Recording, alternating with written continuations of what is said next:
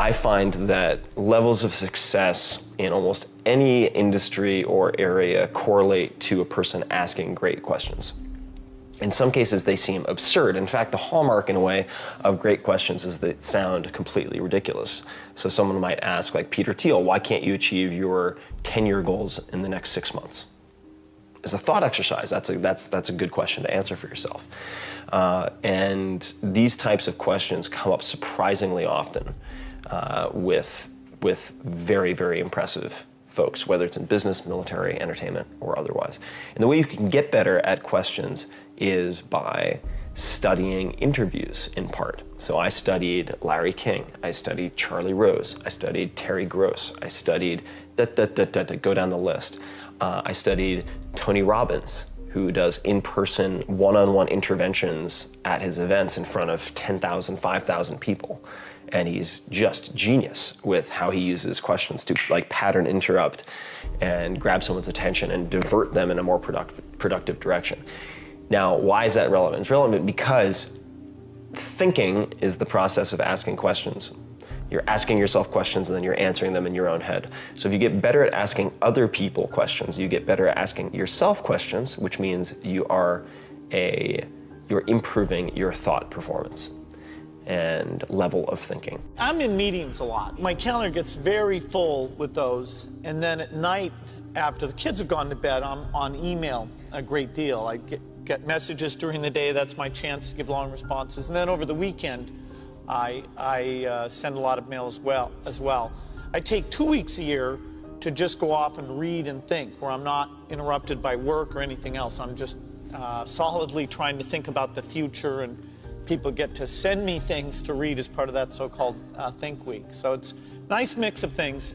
About 25% of the time that I'm out traveling around, meeting with customers, Europe, Asia, and that sort of helps me think, okay, do we have the right priorities? What are people responding well to, and what would they like to see us do better?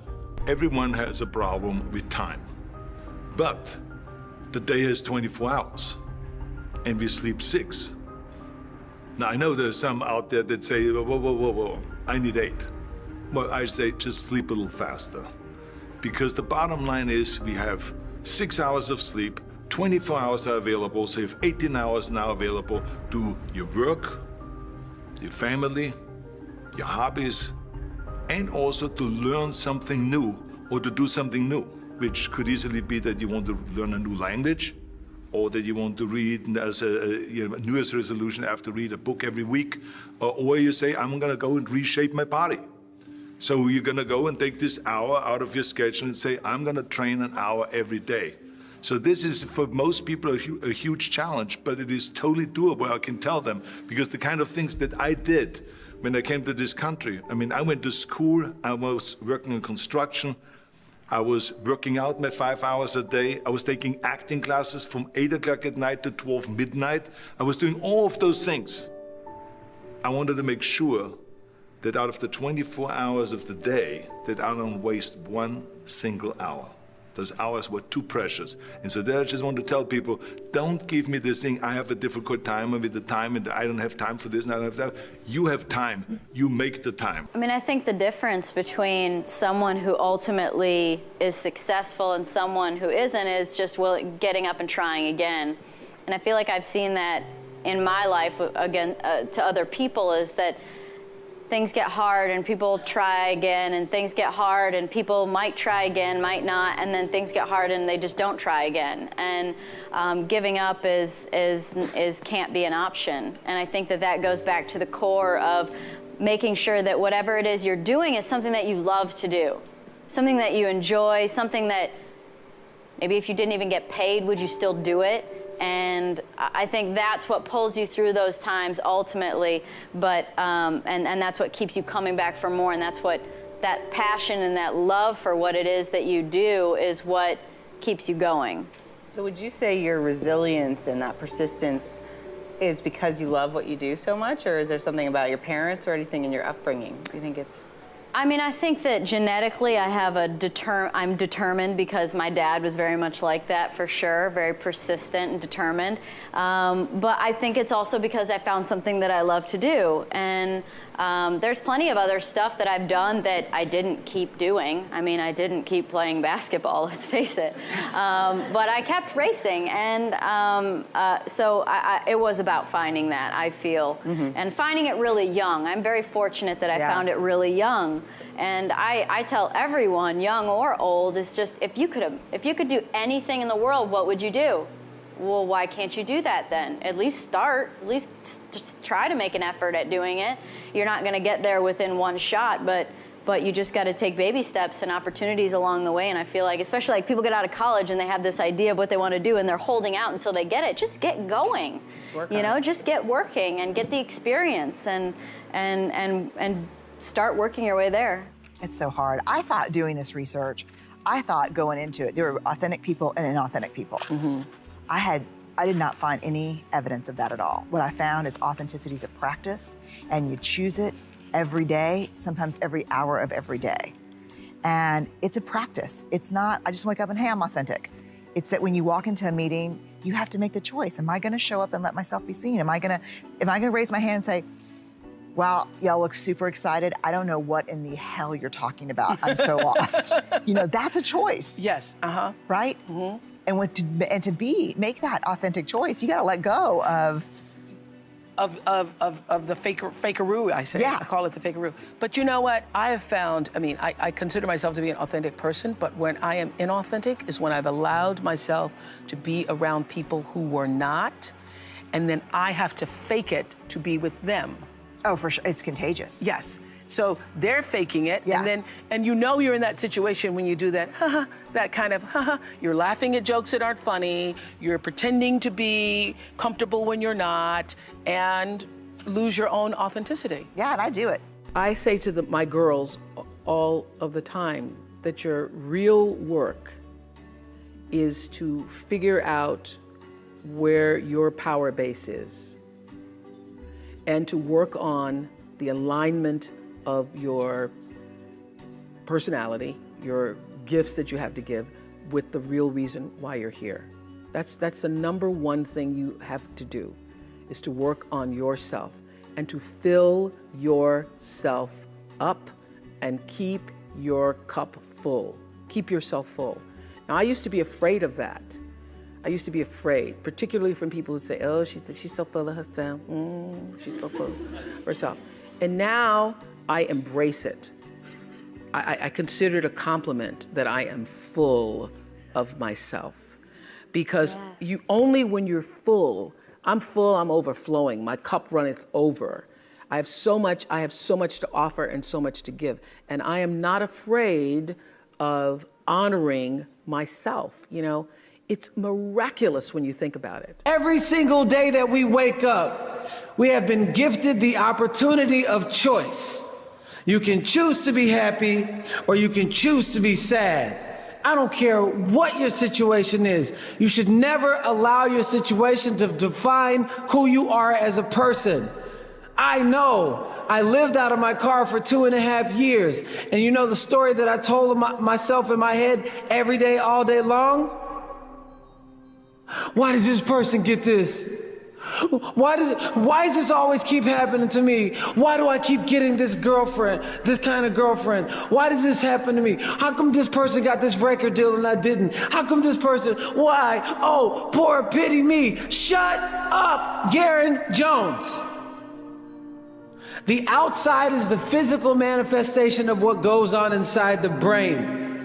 Things do not just happen. No one just rear ends your car. You don't just become broke. Broke is a mindset.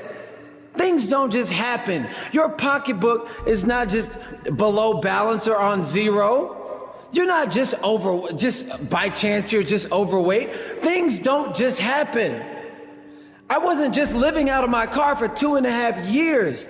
The outside is the physical manifestation of what goes on inside the brain.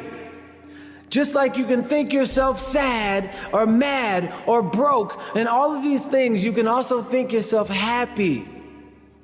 I'm telling you, coming from a guy that lived out of his car for 2.5 years, I have stuff that I haven't even posted online. Day 1, day 2, day 3, day 4, day month, like month, year. It was so bad that I was numb with emotions, crying myself to sleep in my Jeep. How does a guy with so much passion live in his car for 2.5 years?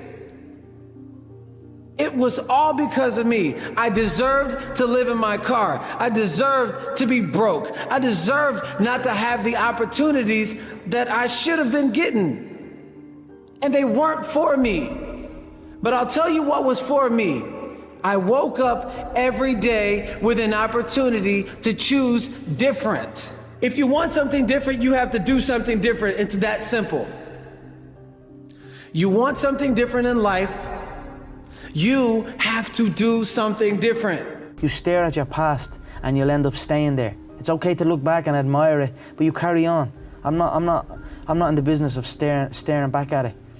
You know what I mean? And getting lost back there. People say a loss can make or break a fighter, but trust me, a win can also make or break a fighter because they get comfortable with a win. People can get comfortable with a win, and slack off then. Slack off on the training. Slack off on the diet. They've won one. They're winners now. That's not me. You know, you sleep on a win and you'll wake up with a loss. So I just carry on, keep doing what I'm doing. And that's why this turnaround is so good for me. Vegas, straight away. The Fighting Irish head to the fighting capital. It's perfect. Continue on this path, the freight train straight to the top. I mean, doing the same thing, I mean, just being known for like one thing your whole life, that's sad, you know? We all have so many interests, I'm sure. And so, you know, to get to make jobs of them all, or jobs, if you could call it that, but to make businesses out of them all, and see them on a daily basis in your light and how you visualize them is really cool and fun, and we can all do it. Mm-hmm. We all can do it. So many people are so afraid to try something because they're like, oh, like, I can't leave my job because I have to pay bills, or, it's like, well, start small then. But don't say you can't, because as many times as you say you can, you're not going to. If you don't think you can, you won't. Thoughts become things. Yeah, you just gotta have the fearlessness to really take those shots, because you miss those shots, then you have to deal with the criticism, you have to deal with us talking about it, right? Right. So, and a lot of times, a lot of people kind of get a little apprehensive about taking those shots because of that. Right when we mentioned it, seemed like you started smiling already, just thinking about the word. Yeah, well, it's always been a myth to me as to why certain people don't really like those situations because of the pressure, because we've all lost games before. So it's not like by you missing that shot, you're about to face something that you will never face again or haven't faced in the past. You know what I mean? We've all come up short at one time or another. So you just gotta kind of let it all hang out and trust your skills and trust the work that you've put in. A lot of people come to me and they say, well, I want to be an entrepreneur. And I go, oh, that's great. What's your idea? And they go, well, I don't have one yet. And I say, well, I think you should go get a job as a busboy or something until you find something you're really passionate about, because it's a lot of work. And I'm convinced that about half of what separates the successful entrepreneurs from the non-successful ones is pure perseverance. It is so hard. You pour so much of your life into this thing, and there are such rough moments in time that most people give up. I don't blame them. I mean, it's really tough, and it consumes your life. I mean, if you've got a family and you're in the early days of a company, I can't imagine how one could do it. I'm sure it's been done, but it's rough. I mean, because it's pretty much an 18-hour-a-day job, 7 days a week for a while. So unless you have a lot of passion about this, you're going to not survive. You're going to give it up. So you got to have an idea or a problem or a wrong that you want to right that you're passionate about. Otherwise, you're not going to have the perseverance to stick it through. And I think that's half the battle right there. It's hard to remember how bad it was, in early 80s, with IBM taking over the world with the PC, with DOS out there. It was far worse than the Apple II. And they tried to copy the Apple II, and they'd done a pretty bad job, and you needed to know a lot. And so things were kind of slipping backwards. And Macintosh was, you saw the 1984 commercial, I hope you have that in your archives. You know, Macintosh was basically this this relatively small company, you know, in Cupertino, California, taking on the Goliath, IBM, and saying, wait a minute, your way is wrong. This is not the way we want computers to go. This is not the legacy we want to leave. This is not what we want our kids to be learning. This is wrong, and we are going to show you the right way to do it. And here it is, it's called Macintosh, and this is so much better that it's going to beat you. And we are going to do it. And that's what Apple stood for. I think that women can be respected and liked at the same time. There's a new book that came out, and I'm not hawking the book, even though she's a dear friend of mine. The book is called Leading Lady, and it's a biography of Sherry Lansing, who was the first female president of a major motion picture movie studio. She's probably the most beloved woman in Hollywood, who would think nothing of cutting you off at the knees in a negotiation. But she did it in a way that you almost felt felt good when you left the office. If you pick up the book, it really exemplifies what I'm saying to you. You demand your worth. You have to excel. You never make a threat that you're not prepared to back up. If I said to my company, if I don't get what's on this little card that I want for the next 3 years, I'm leaving. I couldn't do this myself without you. And they believed me. I'm not going to tell you whether I would have done it or not. But they believed me because I could have. And I had that kind of confidence. So you can only have that kind of confidence if you make yourself indispensable at your job, whatever your job is, whether you're someone's secretary or assistant or dentist or hairdresser, or my makeup artist is invaluable to me, not because somebody else couldn't do my makeup, but she has a great spirit. So when I come into work, she gets me going. So she's made herself irreplaceable. So whatever she asks, we give her. And that gives you confidence. So you can be liked and respected. But if I had to choose between being liked and being respected, I would choose being respected. If you're in politics, the media, the tech industry, working as an entrepreneur or a teacher or a construction worker or a caregiver, you know the problems we are all facing. And I urge each one of you to ask yourselves, what do we do now? That's a big question. What is it in your life that you think you cannot accomplish? Or what is it that people have said that you cannot do? Wouldn't it feel really good to prove them all wrong? I have a lot of moments where I'm like shy and I don't want to be, I want to be like away from people, but I think certain challenges always make me have to step it up, and so I push myself a lot. Life begins outside of your comfort zone, and sometimes it's good to push yourself and do the unexpected, and you never know what you might find. It took a couple months to realize. I was 17 at the time. I just finished high school 2 months earlier, and I'm now living in Melbourne. I was playing catch up really quickly anyway. I was living on my own in a new city where I'd never met anyone, 2-hour flight away from anyone I knew, and I had no money, and I was just trying to find couches to sleep on at that point.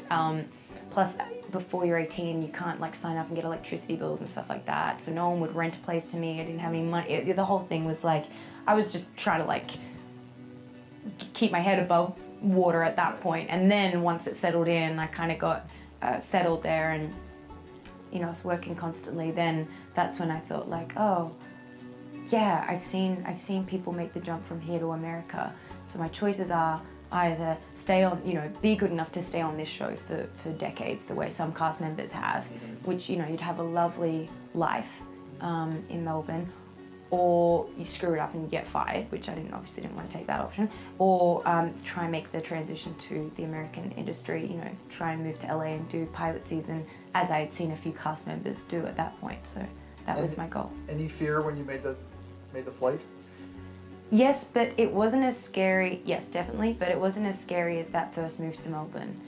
That first move to Melbourne was terrifying because I was just, you know, like I said, I didn't have money at the time. I didn't have any. I didn't know anyone. At least when I moved to LA, like when I did that flight to LA, I knew 2 people there already who had already been on Neighbours, and I had my money saved. So if anything went really wrong, I knew I could afford to get in a cab, drive to the airport, and buy a ticket home. And so like that's all I needed to know. I was like, cool, I'm sweet. Whatever happens, like if anything goes really wrong, I can always afford to fly home. It'll be fine.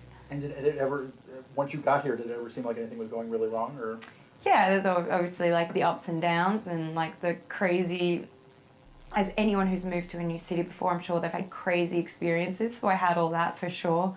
But no, it was fine. It would have had to take a lot to make me fly home. I was like, I will not be a failure. I came here and I'm not going home until I've made it in this business. So I have an old-fashioned belief that I can only should expect to make money in things that I understand. And when I say understand, I don't mean understand, you know, what the product does or anything like that. I mean understand what the economics of the business are likely to look like 10 years from now or 20 years from now. I know, in general, what the economics of, say, Wrigley chewing gum will look like 10 years from now. The internet isn't going to change the way people chew gum. It isn't going to change which gum they chew. You know, if you own the chewing gum market in a big way, and you've got Double Mint and Spearmint and Juicy Fruit, those brands will be there 10 years from now. So I can't pinpoint exactly what the numbers are going to look like on Wrigley, but I'm not going to be way off if I try to look forward on something like that. That evaluating that company is within what I call my circle of competence. I understand what they do, I understand the economics of it, I understand the competitive aspects of the business. So figuring out the economic consequences, TV, I think there's, I don't know, 20, 25 million sets a year sold in the United States. I don't think there's one of them made in the United States anymore. I mean, you'd say TV set manufacturer, what a wonderful business. I mean, everybody, now nobody had a TV in 1950, or thereabouts, 45 to 50.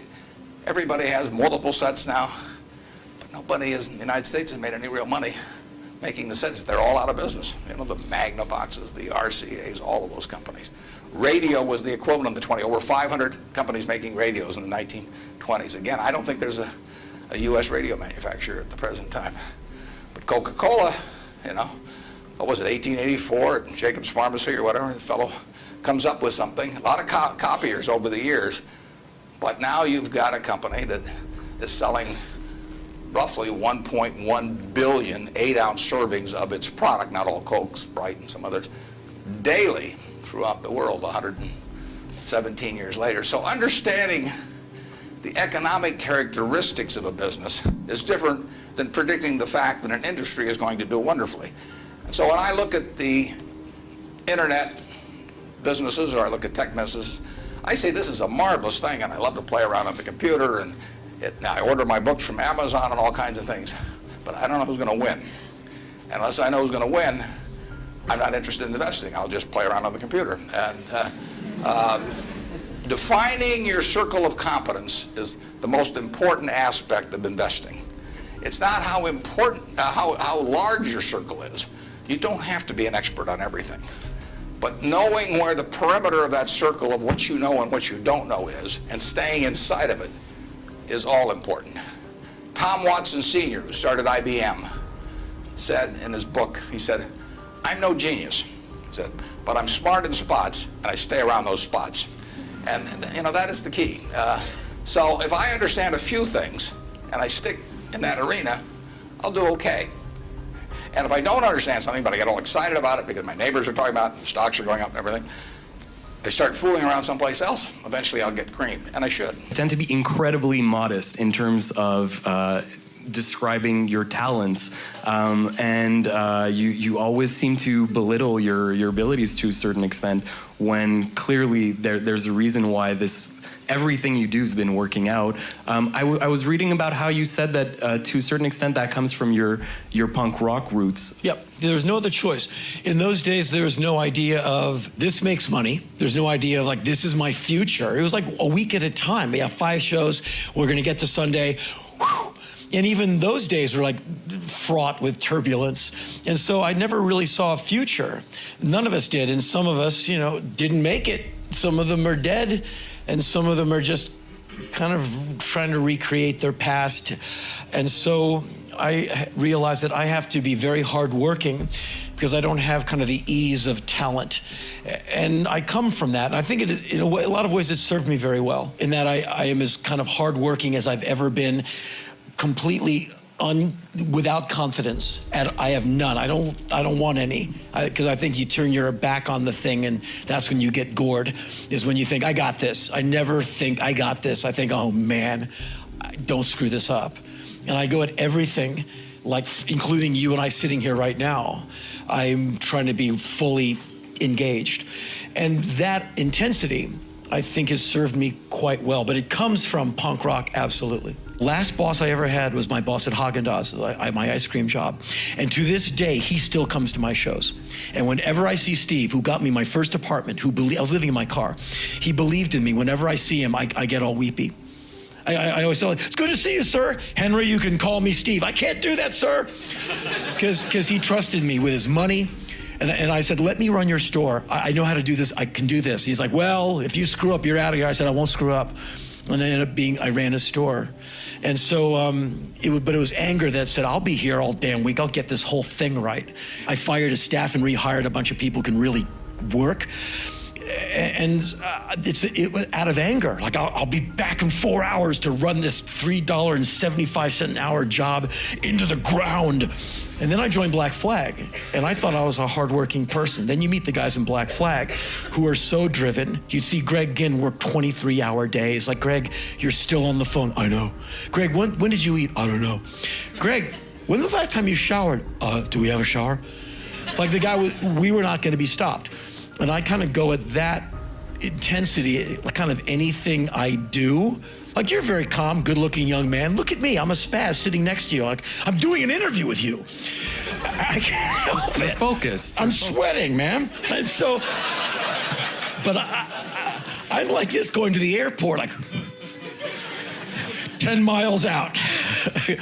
And so, it's anger that has informed kind of my life, and unflatteringly, a sense of vengeance. Every damn person who said I wouldn't be anything, I'm crushing them every day. Everybody I had to endure in any band I was in, every day into a powder. Yeah. Thank you. And I wish them no ill. I just wish to shine brighter. And if it burns my body to a crisp, I'm happy to go right now. You can't really form other people's opinions of you. And, you know, I became successful at a very young age, and like from the first day after winning Wimbledon, you know, you would think like a teenager wins Wimbledon, but not everyone was positive about it. Everyone wanted to know the story and, you know, blaming my parents for having their child to go through this crazy journey and working hard and not having a normal childhood. Like, everyone is always going to find something in your success or in your story or upbringing that will try to knock you down, like literally. Whether it's their purpose, whether it's a news outlet, whatever it might be, you never know the intention. But yeah, I don't want to form people's opinion. I just want to be and live true to who I am every day. And then that's the only thing that I can do. You can't really control what other people think of you or how they end up remembering you. I stopped pretending to myself that I was anything other than what I was, and began to direct all my energy into finishing the only work that mattered to me. I was set free because my greatest fear had been realized, and I was still alive, and I still had a daughter whom I adored, and I had an old typewriter and a big idea. And so rock bottom became the solid foundation on which I rebuilt my life. It is impossible to live without failing at something, unless you live so cautiously that you might as well not have lived at all. So you consider yourself lucky? Very lucky, yeah. But you have to have talent to meet the luck, right? Somebody hands you the ball, and you run, you know. I mean, and if you get hit, or maybe you make it through. You never know. But I mean, I just know that somebody handed me the ball at a certain point, and I was hungry enough to keep running, and I'm still running. I maintain a hunger, but not an ambition. You know, I'm very happy to explore all possibilities of a character and really, you know, dive in to the role. I mean, to the point of where, you know, Disney wanted to fire me. They wanted to fire you from Pirates? Yeah. Because? They couldn't understand what I was doing, you know. They didn't understand the character. They were contemplating subtitling the film, you know. Yeah, I started working at this video store, was pretty much what you're talking about around that time. And it was great at first, because I'd always hated day jobs and stuff, and so I got a day job, and it ended up being pretty good. But admittedly, I was there for 5 years. At a certain point, it was a narcotic, all right? I didn't have to keep pursuing my dreams, because, you know, it's not what I want to do, but it's sort of kind of close.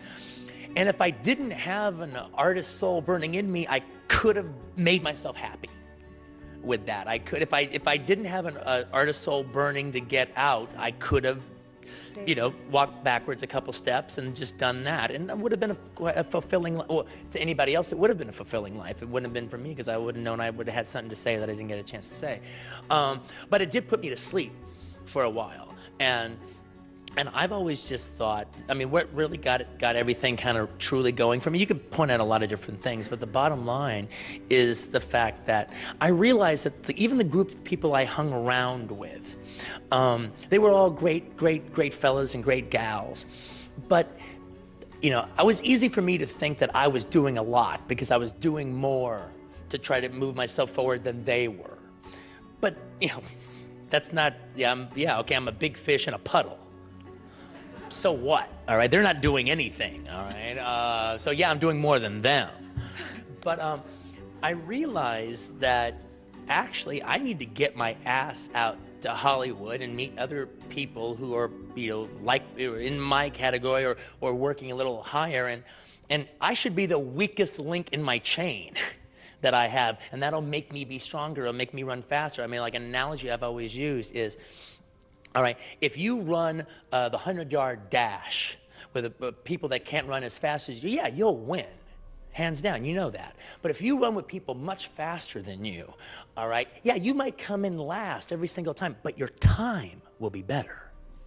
Because they're making you run all the faster. They're making you dig down just a little bit more. It doesn't matter that you won, your time is faster. And that's what I knew I had to do. I had to get out of Loserville and throw myself into a place where, like, this is what I do for a living. One night, Chris had gone to bed. I'd been struggling. We still had all the same problems. We still had a lien on the house, still facing bankruptcy, still fighting like crazy. I was still unemployed.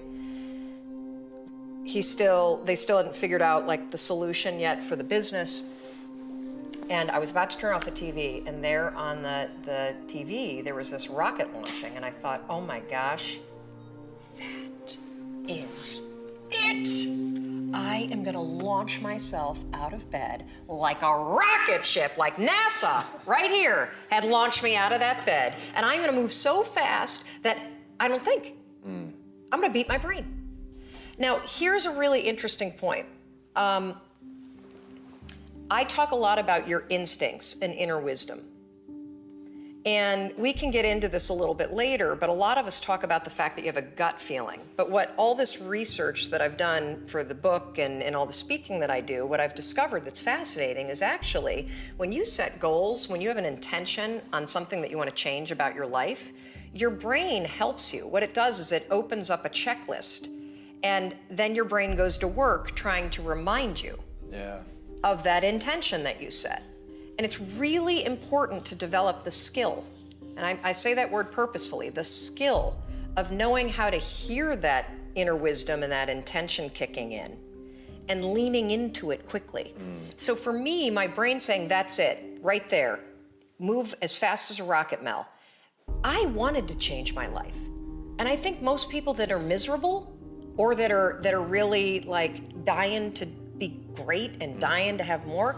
We want to change. We want to live a better life. We want to create more for our families. We want to be happier. The desire is there.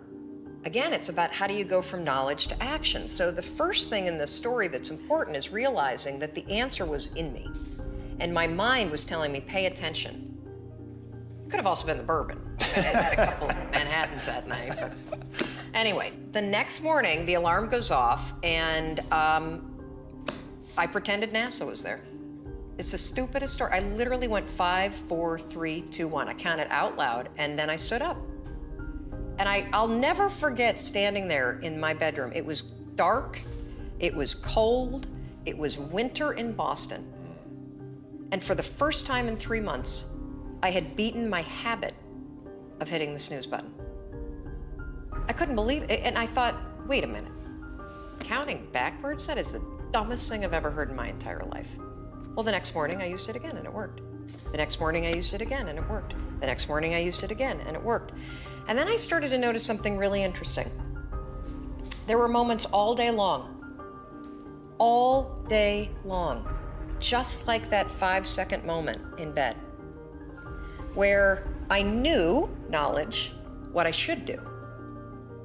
And if I didn't move within 5 seconds, my brain would step in and talk me out of it. Every human being has a 5-second window, might even be shorter for you. You have about a 5-second window in which you can move from idea to action before your brain kicks into full gear and sabotages any change in behavior. Because remember, your brain is wired to stop you from doing things that are uncomfortable or uncertain or scary.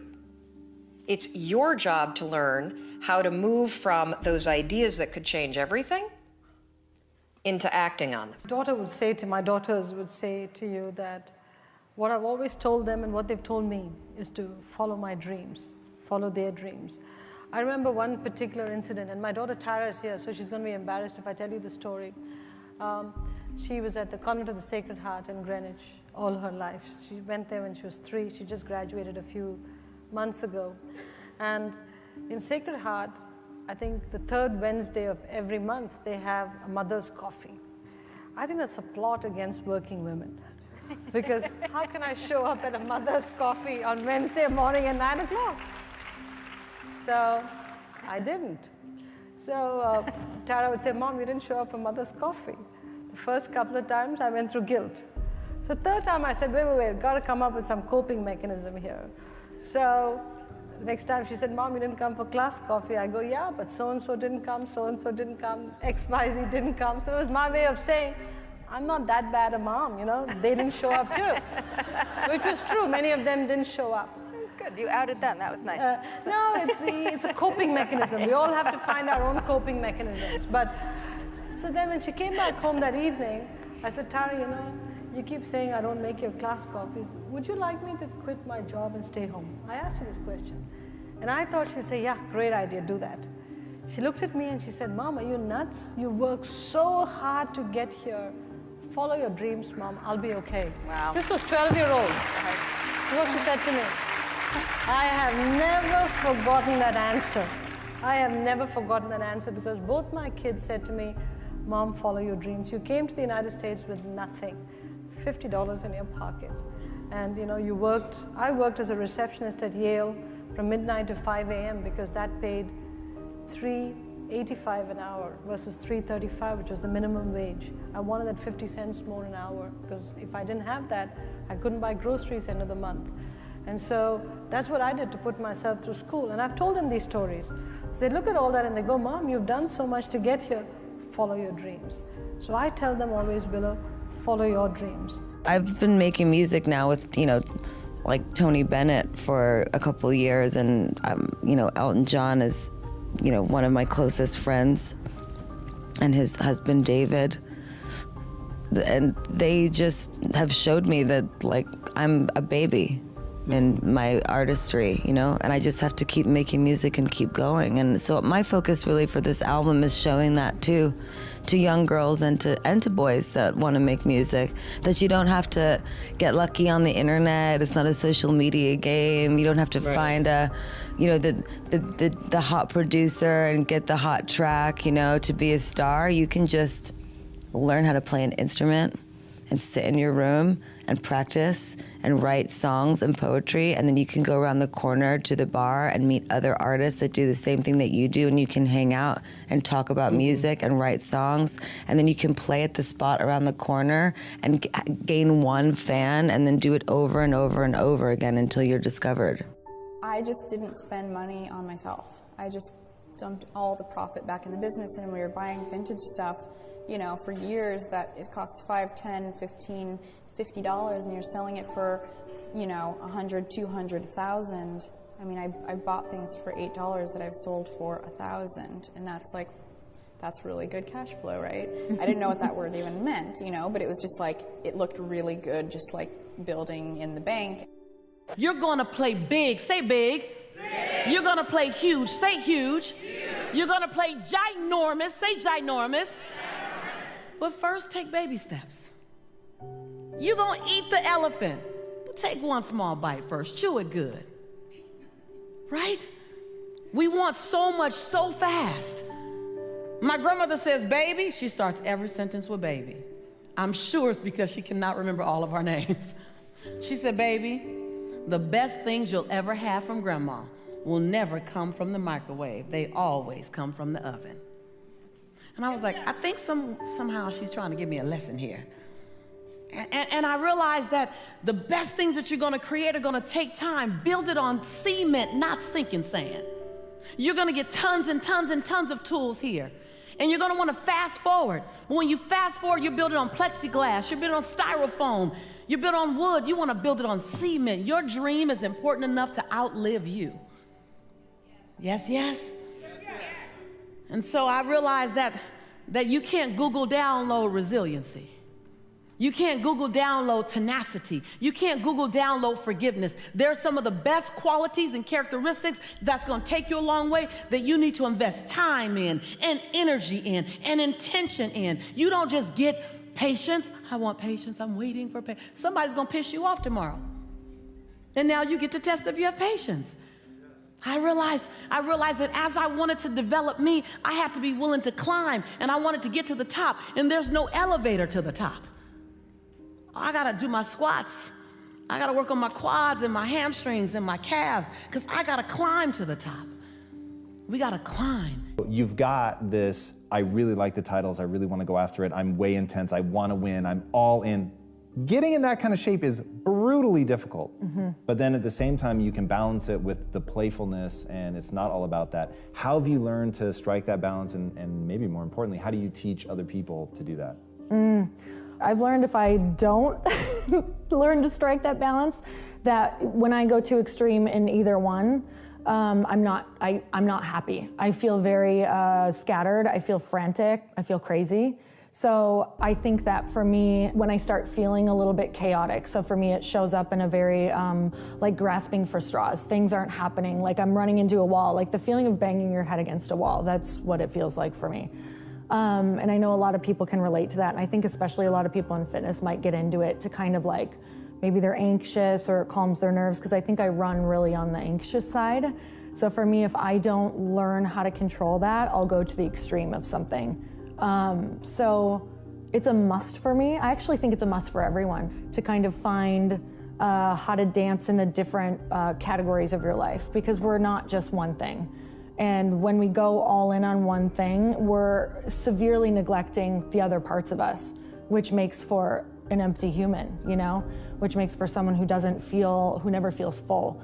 So I have to remember that there's so many parts of me that I need to make sure that I'm fulfilling. I feel really shitty after drinking because I don't ever drink. Yeah. You know? Yeah. I feel like you make decisions, you cut things out, your diet, and put them in based on, one, what your goal is, and two, what are your non-negotiables? Like, what makes you happy? Right. Like, non-negotiable. Having like a beer on the weekend, because that's what you like, and the social aspect's awesome, like, cool. That and there's nothing wrong with that. I think when you start looking at something because you're making, maybe your new goal is like, something's wrong with your health, right? Now it's like, okay, well now what is the most important? And is that more important than a beer? Well, yeah. Well, then I can get rid of the beer. It's always should be like, what's my goal? And then what are the things? Like, also, happiness is very important too. You know, like after realizing it so many times, I'm just a happier person. I feel better if I'm not hungover. For me, I, at a very rough time in my life, sat down and became very specific about writing down, what am I good at? What do I know how to do? And one of the things on my list was sales, and I've been selling fax machines door to door. And then I said, you know, I wrote down the words, I want to come up with an idea I can send to millions of people, sell to millions of people. So I was very specific. So I would tell these people, what do you want? Take the time to sit with yourself and be specific and ask for it. I knew that I wanted to change my life. I knew that I didn't want to go down the path that I was going down because I got scared, and fear is a great motivator.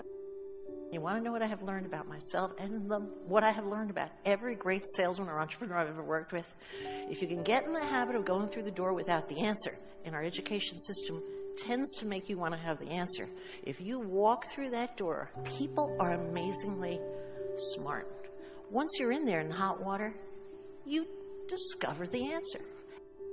I think it's very important to talk to people. And if you're a new business and a young business or even an old business, nothing is better than picking up the phone and talking to people.